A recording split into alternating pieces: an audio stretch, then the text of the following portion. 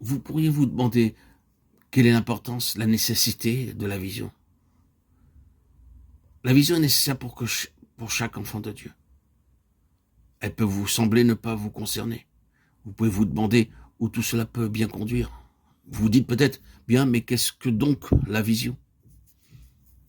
Ce n'est pas encore le moment d'en parler, nous le verrons un peu plus tard dans de prochains audios, mais pour l'instant, nous pouvons dire dans un premier temps que c'est une nécessité aujourd'hui et un besoin absolu pour l'Église, pour vous comme pour moi, et permettez-moi de dire sans plus tarder que c'est tout d'abord une question corporative.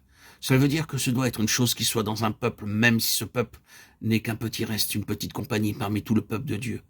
Et quoique, par excellence, et dans sa finalité, la vision soit une chose corporative, elle doit aussi être individuelle.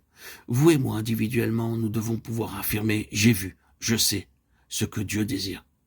S'il nous était demandé pourquoi l'Église est aujourd'hui dans une si large mesure impuissante et défaite et ce qui pourrait avoir un impact céleste dans l'Église, pourrions-nous le dire?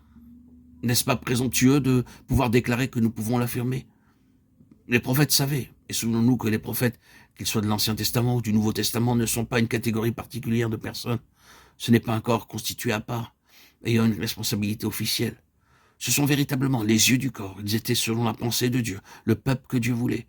Vous n'ignorez pas ce principe. Nous le voyons par exemple en ce qui concerne le grand prêtre. Dieu considérait que cet unique grand prêtre, c'était Israël.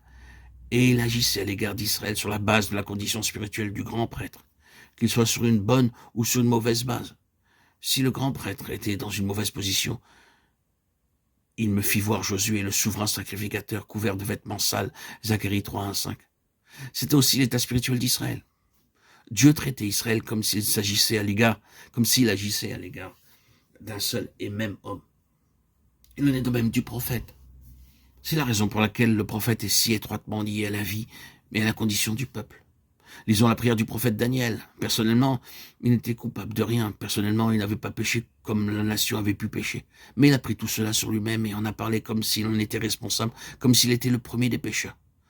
Ces hommes ont été introduits dans cela. Il y avait une telle unité entre les prophètes et le peuple, dans leurs conditions, dans l'expérience, dans la même souffrance que jamais ils ne se considéraient comme des officiels, en dehors de tout cela, et pouvant en parler d'un point de vue extérieur, non. Ils étaient solidaires de leur état spirituel. Je voudrais aussi dire que nous ne devons pas avoir simplement la vision qui nous serait communiquée par une classe que l'on appellerait serviteurs, prophètes ou apôtres. Ils sont là pour nous éveiller, pour nous montrer comment nous devons être devant Dieu. Nous secouent en disant « Regardez ceci, c'est ce que vous devez être. Tout cela est nécessaire. » Mais nous devons personnellement, chacun pour notre part, être une expression de ce ministère prophétique. L'Église est appelée à être un prophète corporatif pour les nations.